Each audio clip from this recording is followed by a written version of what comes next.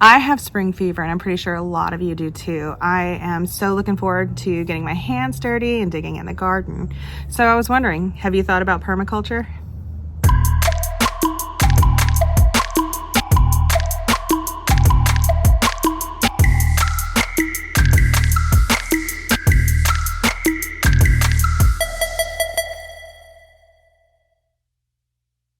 Hi everybody, welcome back to another video by Pan Society. I'm Cherie, and today I want to talk about permaculture. Permaculture is probably one of the best ways to garden and deeper your practice in animism. And that's because with permaculture, you have to work with the land or the space that you already have. You don't tear it up, you don't till it, and you're working with nature as well in the elements. So let's break down all the things that I love about it.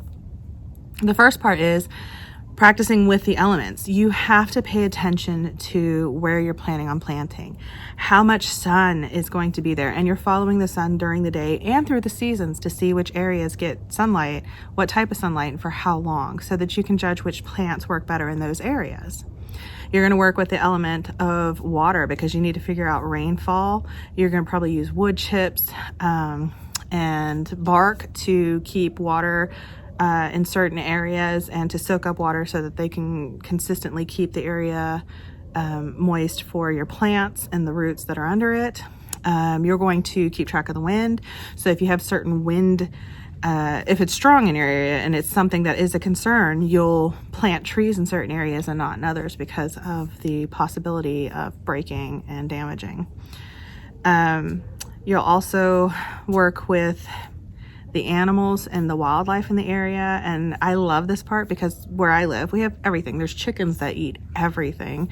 We have raccoons, deers, possums, squirrels, everything. And everything's always hungry. So we've always still been successful because I've always managed to grow enough to feed us, but also to donate to the animals as an offering because they live here too. This is their land as well. And with permaculture, you plant natively so that those animals have something and you can kind of guide them. So like with deer, for example, I can plant a path of trees and shrubs that they'll eat the berries off of or nuts or whatever and guide them around the garden and then through the other side towards the woods. I can also plant certain things on the outside so everything can get it and eat those things, while our stuff that we want is kind of towards the center that requires a little bit more work.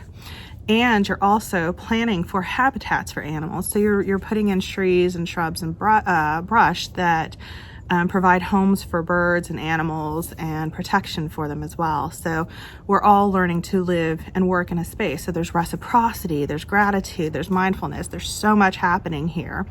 And then also you're building in meditative spaces so that you can talk to your ancestors.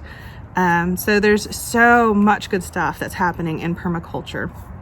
Now, I'm just giving you a brief breakdown of it.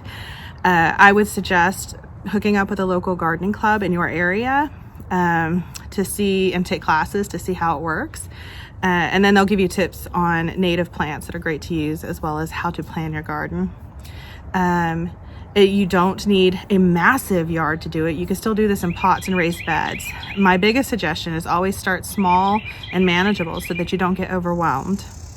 If you are already practicing permaculture, scratch that. If you are gardening, I would love to see your photos. I am always fascinated to see what people are growing and how, because I'm always looking for ideas. Not to mention, it's just inspirational and I love all of it. So feel free to connect with us on Facebook, Twitter, Instagram, or even comment down below. Thank you so much for sharing your time with me today. Don't forget to comment. Don't forget to comment, share, like, and subscribe, and I'll see you next time in the next Pan video.